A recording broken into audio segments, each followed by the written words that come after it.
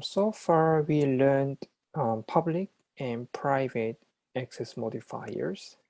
In these sessions, we will learn about new access modifier, which is protected.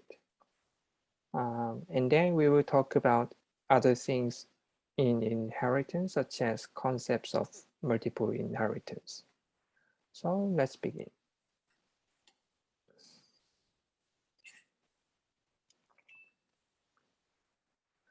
Before talking about protect modifier, let's talk about the private members. As we already learned that the private members are only accessible inside of the class. It cannot be accessed from the outside of the class. Then we can think of one question. Does private member and functions in the base class are inherited by derived class? The answer is yes, but the private members in a base class is not directly accessible by derived class. If you look at this example, there is a person class and the student class. Student class inherits the person class. So student is a derived class and person is a base class. And this base class, the person class, has a private member variable name. And student class, which is a derived class, has a member functions, print info. And inside of this print info member function, it accesses the name member variable, which is a private member variable of the base class. So although student class inherit the private member variable of the person class, the base class, it is illegal to directly access the private member variable name in the definition of any member functions in the derived class.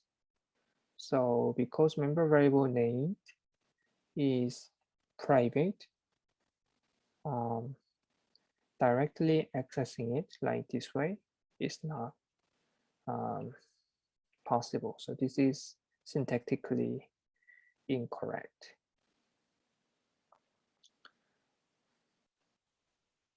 So in conclusions, from the derived class, the private member variables are inherited, but it cannot be directly accessed like this way.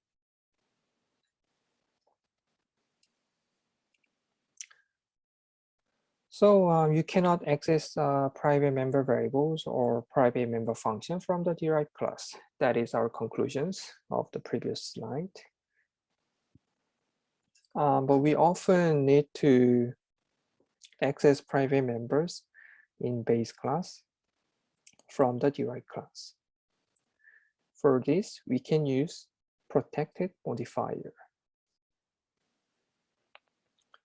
If you use the modifier protected rather than private for member variables and member functions of a class that are declared in the protected modifier, then for any classes or functions other than a derived class, the effect is the same as if the member variables and member functions were defined as private, but they are directly accessible from the derived class. So protect members can only be directly accessed by the class defined them or from the derived class. The other classes and functions cannot access them. They just affect as the private members. So like this example, you can define member variable using protected modifier. The wage rate and hour members are labeled with protected. So they are directly accessed by employee class and derived class, which is hourly employee. Other classes and functions cannot directly access them. So this is the effects of protect members. And one more thing here, if you look at this example, hourly employee inherited employee class using public modifier here. We can also use protected and private modifier when we are inheriting other class. So we can put private here or protected here. So like this example, you can use a protect and private modifier, but they are rarely used. And if you use protected or private modifier, the access scopes are reduced in the derived classes. They are rarely used. We normally use a public, but you can still use a protected and private. But if you use the protected and private, it reduces the access scope in the derived class.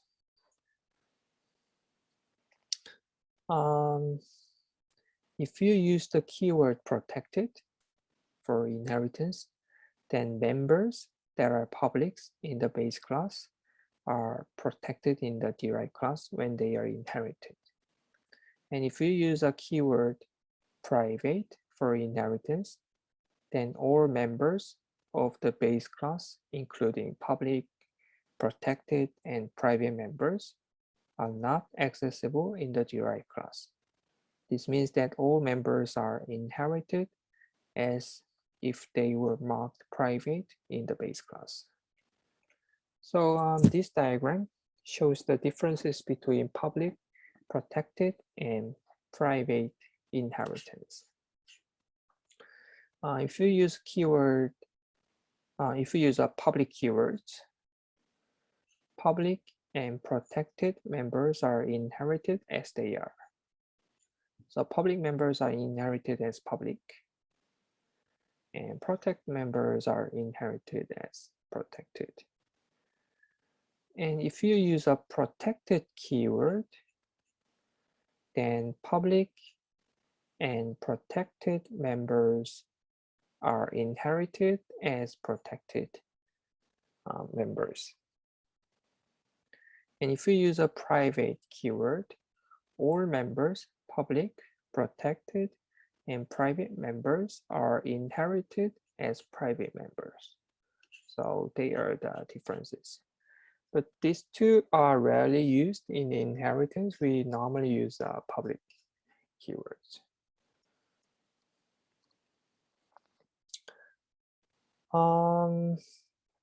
We already studied that the constructors and destructors are not inherited.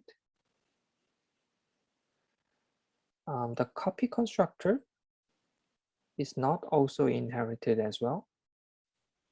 So just like constructor, you have to invoke base classes copy constructor. And we haven't learned assignment operator yet. We will learn it in the later weeks.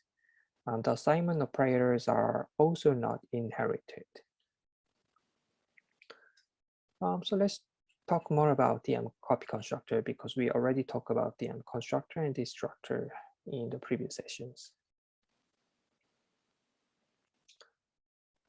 So this is the example of copy constructor. Assume that the name of the derived class is B and the name of the base class is A. So B class inherits A class. So B is the child class, A is the parent class. Then this is the copy constructor for the derived class, because the name is the same as the class name, and you receive the class type of const objects. So this is a copy constructor.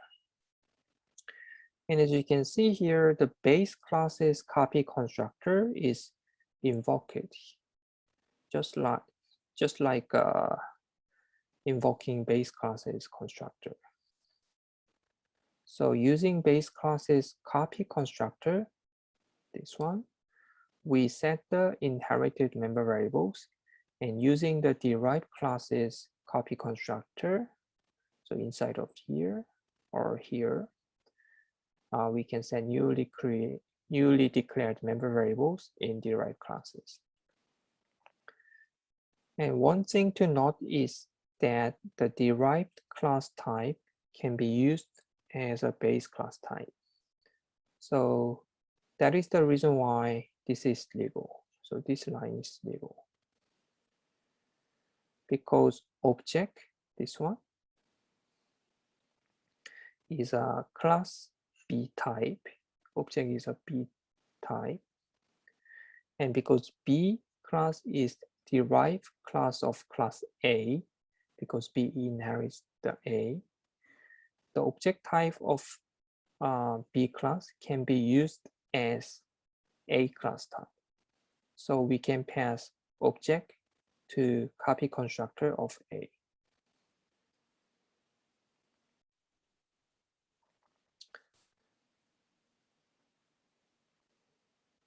So these things you should aware of that. So the derived class type can be used as a base class type. So you have to remember this one. Okay, let's talk about multiple inheritance briefly. So it is possible for a derived class to inherit more than one classes. So far, we only saw that derived classes inherited one base class, but it is possible for you to inherit multiple classes. The syntax of multiple inheritance is simple. All you need to do is list up the base classes, separate by comma. So this example inherited two classes, base 1 and base 2. They are separated by comma. Oh, so that's it for inheriting multiple classes. So syntax for multiple inheritance is very simple. But multiple inheritance leads to ambiguities, and they lead to unexpected error if you are not careful. For example, if two base classes have a function with the same name and parameter types, then which function is inherited? Similarly, if there are two basis classes have a member variable with the same name, which member variables are inherited? So these are the ambiguity things. We can answer these questions, but such ambiguities makes difficult for programmers to implement program correctly. So some people believe that we should avoid using multiple inheritance. And in fact, Java, which is also a popular object-oriented programming language, does not allow multiple inheritance. So unless you really have to use multiple inheritance, you should not use multiple inheritance because it will increase the complexity of your program. So that leads to the unexpected program errors. So you should avoid using multiple inheritance. Okay, that's it for these sessions. See you in the following weeks.